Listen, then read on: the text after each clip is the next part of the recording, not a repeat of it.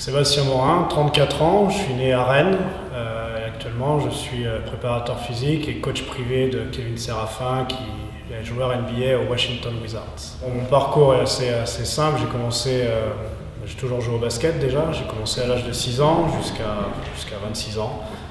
Donc voilà, dans la région rennaise, à Montauban, Montfort, entre autres.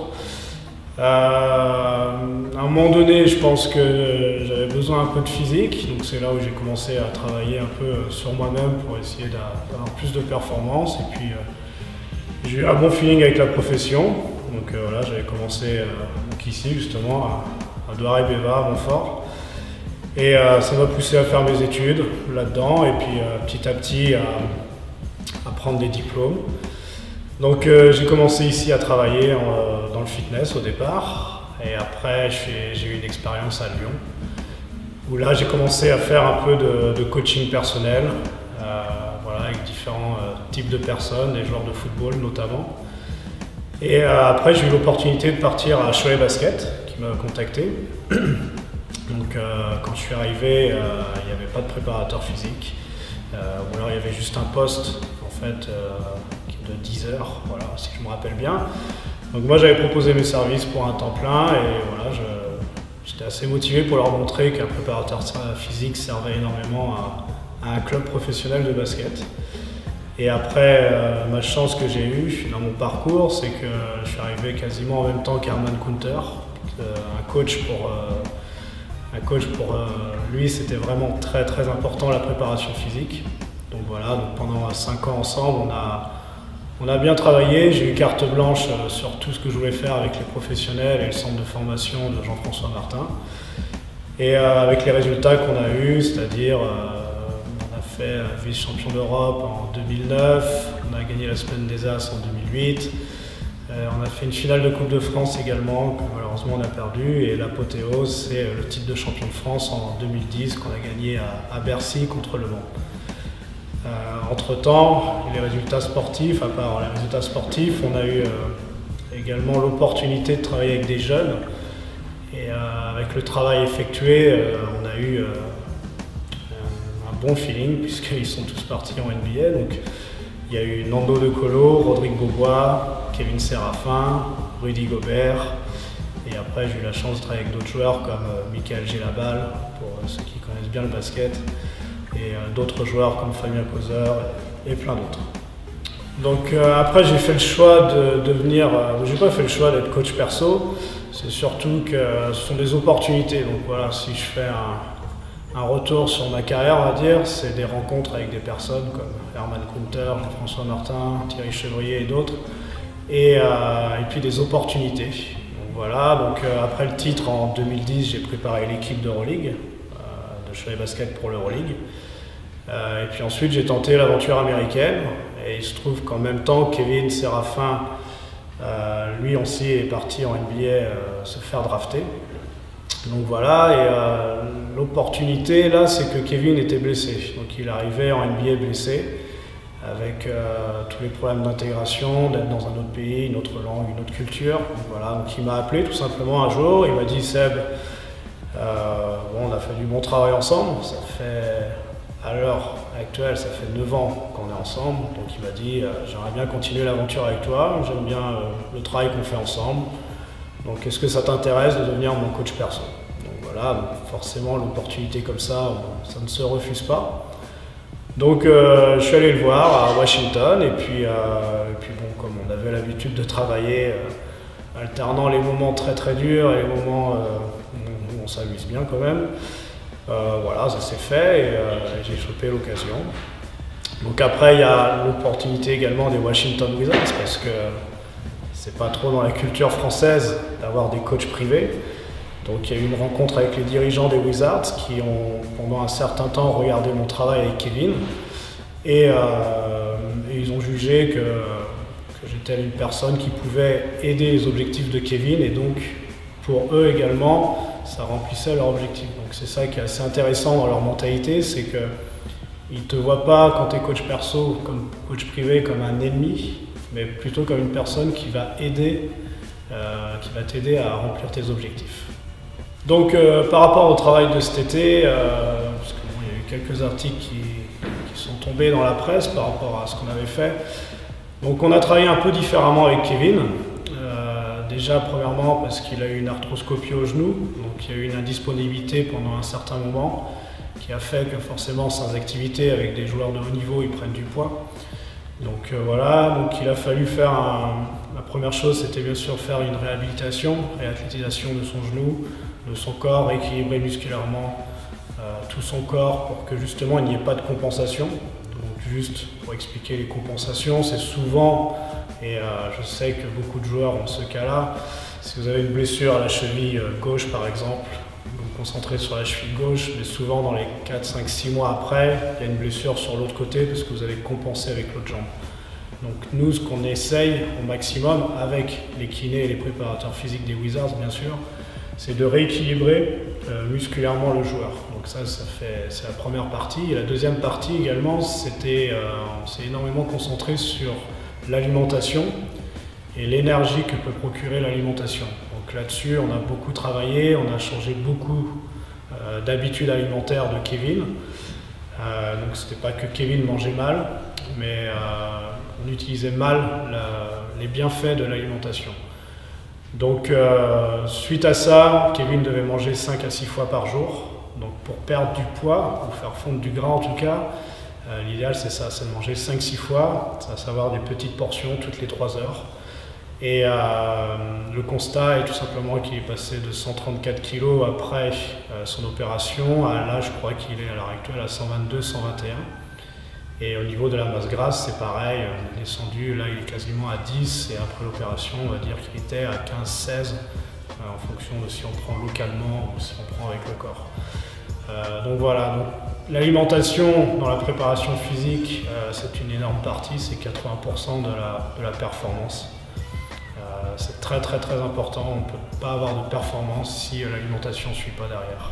Une journée type d'un coach privé, d'un joueur NBA on va dire, donc il faut savoir qu'Kevin Séraphin, c'est une personne qui a beaucoup d'ambition et qui essaye d'atteindre ses objectifs, donc pour ça il engage un coach perso en ma personne. On a également un chef qui est avec nous, voilà, on a une masseuse également qui vient 2 à 3 fois par semaine afin de masser Kevin après les matchs. Donc moi, mon rôle, c'est un peu de coordonner toutes ces personnes-là. Donc le matin, quand je me réveille, par exemple, c'est tout de suite rendez-vous avec le chef qui est à la maison.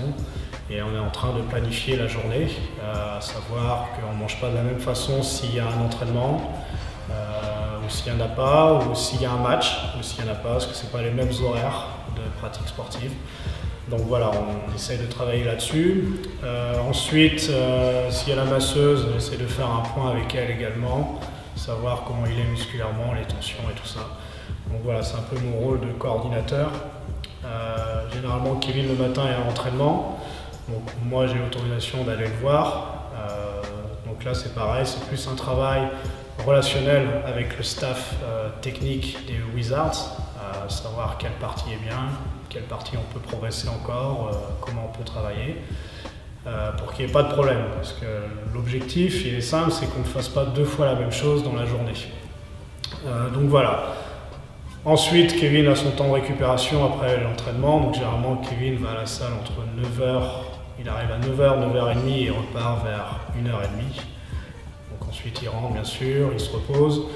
Et le soir, donc c'est toujours pareil, s'il revient, c'est toujours différent. Donc c'est très varié, il n'y a jamais une routine.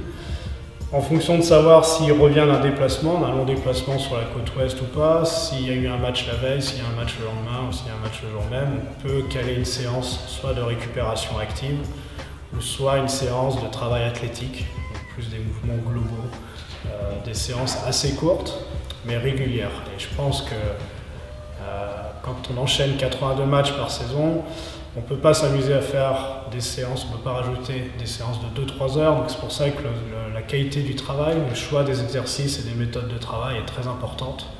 Donc les séances du soir durent généralement pas plus de 45 minutes, mais avec une très grande qualité dans le choix et beaucoup d'exigences dans l'exécution.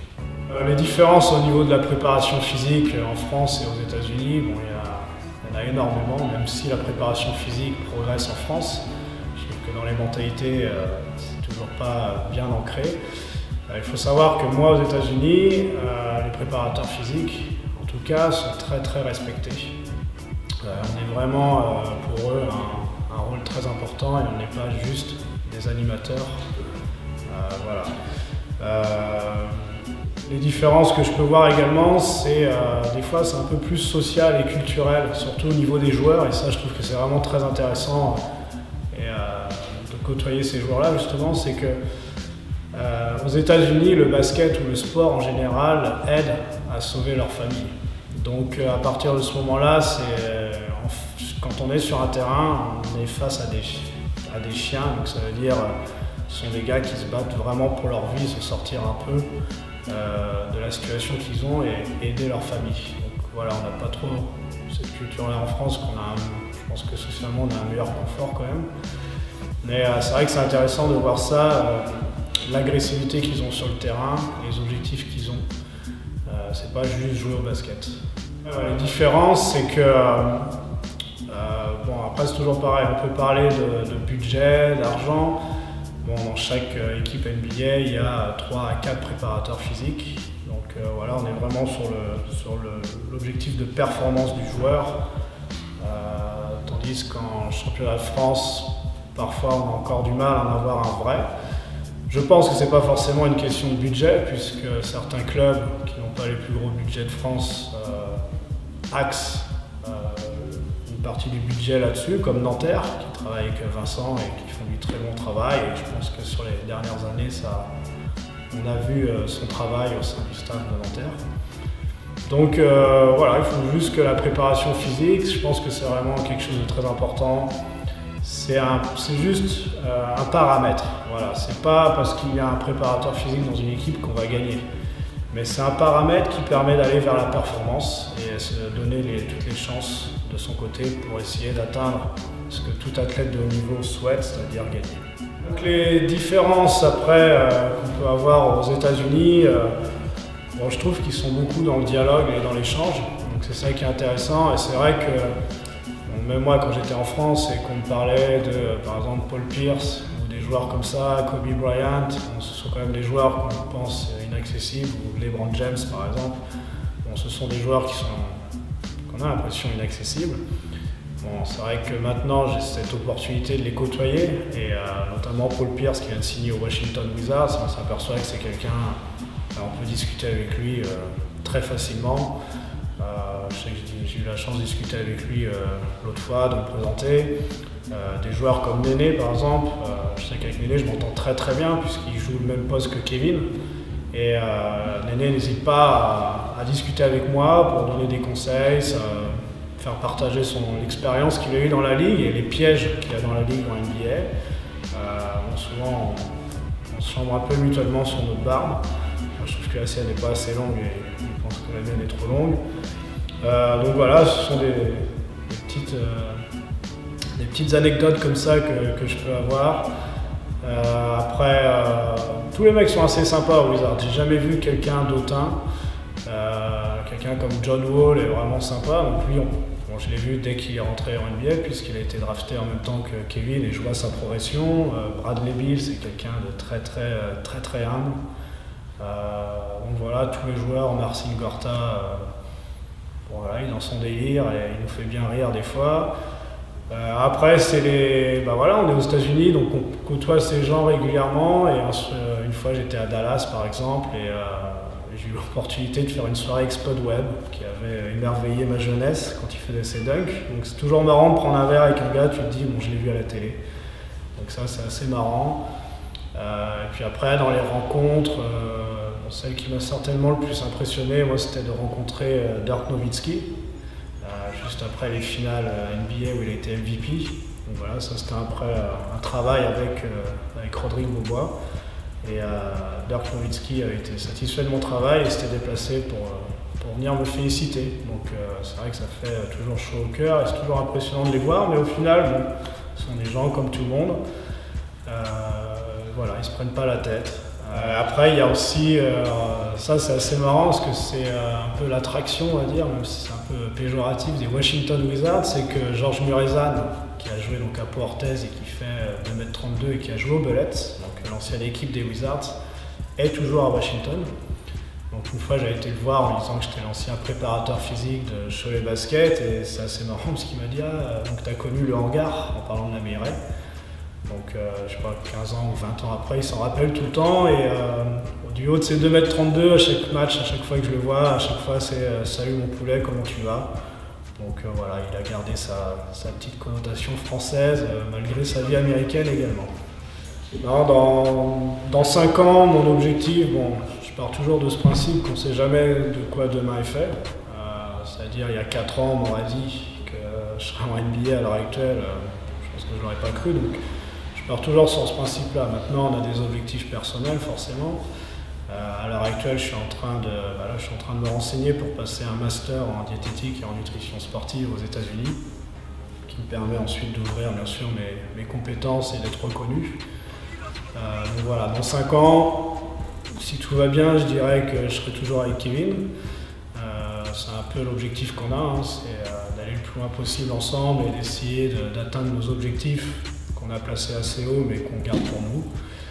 Et après, forcément, quand on est ambitieux, parce que dans ce métier-là, voilà, il faut avancer, ça serait d'intégrer une franchise NBA, pourquoi pas. Mais après, comme je dis, on ne sait jamais de quoi demain est fait, et on verra en fonction des rencontres, on verra en fonction des opportunités également. Après, on me pose souvent la question si un retour en Pro A est faisable. Je dis pourquoi pas aussi. Après, c'est sûr que ça sera maintenant, je serais très intéressé de trouver un club éventuellement qui a un projet sur le long terme et plus européen que juste national. Donc voilà. Mais après, tout ça, ce sont des grandes questions que personne ne sait où je serai dans 5 ans. Mais voilà les objectifs que j'ai. Après, le dernier mot que je pourrais me permettre de vous adresser, c'est juste de croire en vous et de rarement écouter les gens qui disent que ce n'est pas possible. Puisqu'on était dans les anecdotes, quand j'étais éducateur sportif à Montauban de Bretagne, une personne m'avait demandé ce que je voulais faire plus tard. Et j'avais dit que j'aimerais bien être préparateur physique d'un club pro de basket, et forcément la réaction c'était c'est impossible, il n'y a pas de contact, etc. etc. Bon, preuve du contraire, j'ai quand même réussi. Et c'est marrant parce que cette personne-là, quand j'ai réussi, je l'ai revue et elle m'avait demandé c'est quoi maintenant tes objectifs. Et j'avais dit si je veux progresser, c'est d'aller encore plus haut, c'est-à-dire c'est soit l'Euroleague ou soit la NBA. Et cette même personne-là, bien sûr, m'avait encore dit c'est impossible, c'est pas ça, il faut que tu redescendes sur terre. Preuve du contraire, voilà, j'ai réussi. Je pense pas que c'est que mon cas. Après, je pense que c'est juste ne pas écouter les gens qui sans cesse vous disent que vous n'allez pas y arriver. Si vous avez un objectif, donnez-vous à fond, essayez de faire le maximum. Et voilà, on ne sait jamais ce qui va arriver. Croyez en vous, amusez-vous, ne vous prenez pas la tête.